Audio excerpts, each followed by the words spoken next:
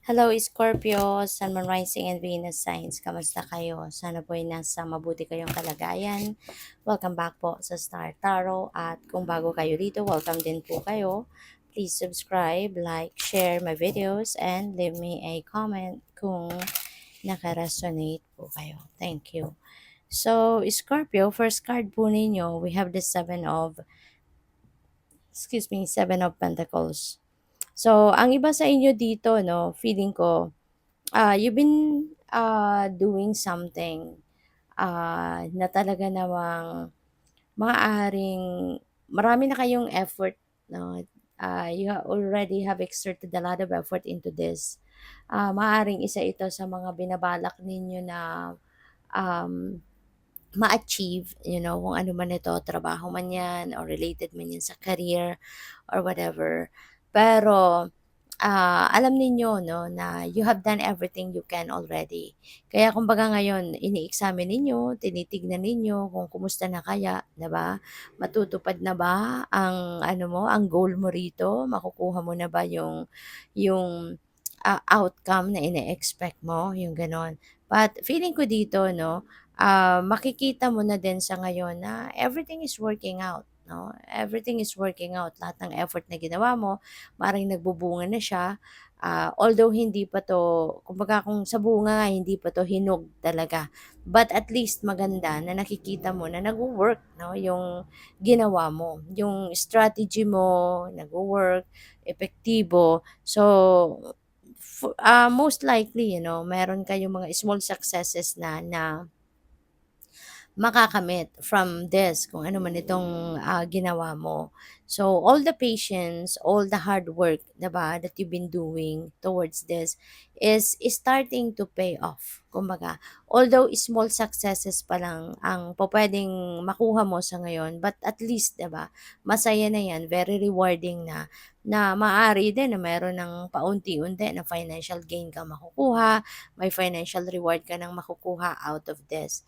'Di ba? Kaya sige lang, 'no? Sige lang, pagpatuloy mo lang 'yan, continue to be on that course, 'di ba?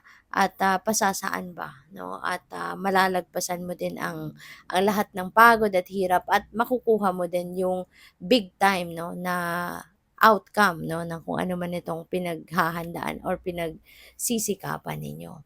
So we have the Four of Wands, which is celebration. Okay? So, Four of Wands is a celebratory energy. Maaari na meron kayo ritong tagumpay, no? Maaaring yung mga small successes mo na nakakamit mo sa ngayon or makakamit mo sa ngayon, pwedeng i-celebrate mo na yan kahit papano, 'di ba? Ipagsasaya mo talaga. At you are going to also siguro ang tawag dito, magiging magiging kahit papaano kampante ka na sa ngayon na alam mo, 'no, na yung pinagsisikapan at pinagtiyatiyagaan mo magbubunga 'to ng malaki, ng maganda at mabuti.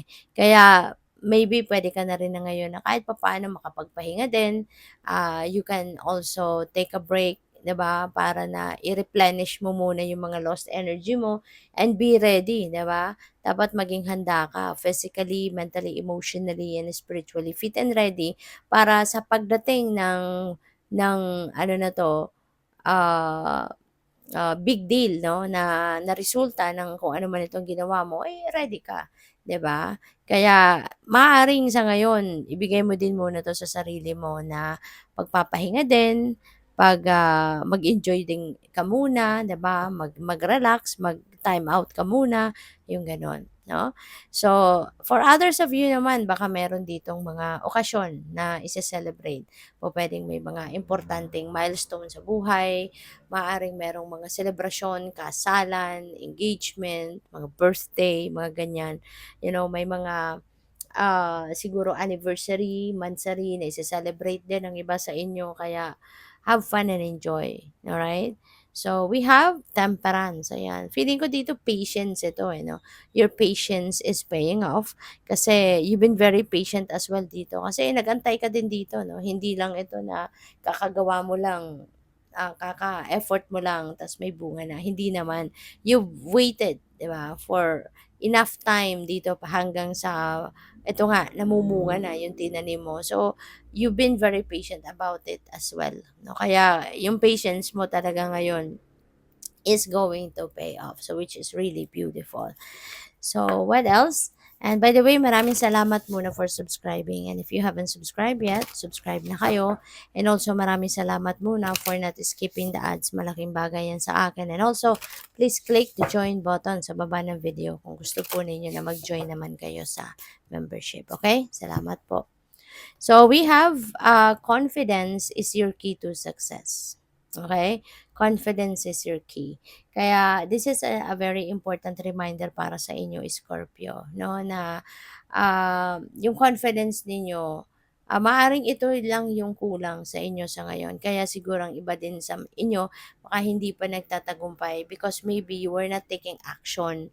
Kasi nga, baka nakukulangan kayo ng tiwala sa inyong sarili, or baka nakukulangan kayo ng tiwala sa inyong mga kakayanan, 'di ba? Sa inyong mga talents, skills, or gifts, okay? Kaya paalala ito sa inyo, no, na kapag you are confident, no, talagang magtatagumpay ka. May pupuntahan, no, yung tiwala mo sa sarili mo at sa iyong mga kakayanan. Kaya yun ang importanteng kailangan din ninyong ma-realize, no, na you need to do something, 'di ba? Kunyari, kahit anong ganda, no, ng plano mo, kahit anong ganda ng mga ideas mo, kung hindi ka mag-a-action, 'di ba, walang mangyayari, 'di ba? Hindi mo rin makikita yon sa realidad mo, hindi mo ma-experience yon sa realidad mo. So, we have a time to give rather than take, okay? A time to give rather than take. So, ganun talaga ang generosity energy, 'di ba? Generosity energy has two sides.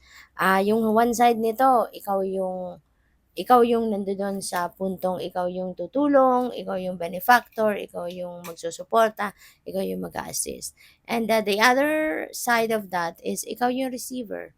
Sometimes tayo din yung kailangang humingi ng tulong, tayo din yung magre-receive ng tulong ng iba, yung mga ganyan. Pero yun nga, 'di ba? At this time, ito yung time na ikaw yung dapat na tumulong, ikaw yung dapat may ibibigay, ikaw yung dapat na mag-share. Kasi maaaring mas ikaw yung nakakaluwag-luwag, mas ikaw yung nakakaangat, 'di ba? Ikaw yung merong pagkakataon ngayon na nararanasan mo yung ginhawa. So ikaw din ngayon yung hihingian, no, ng iba.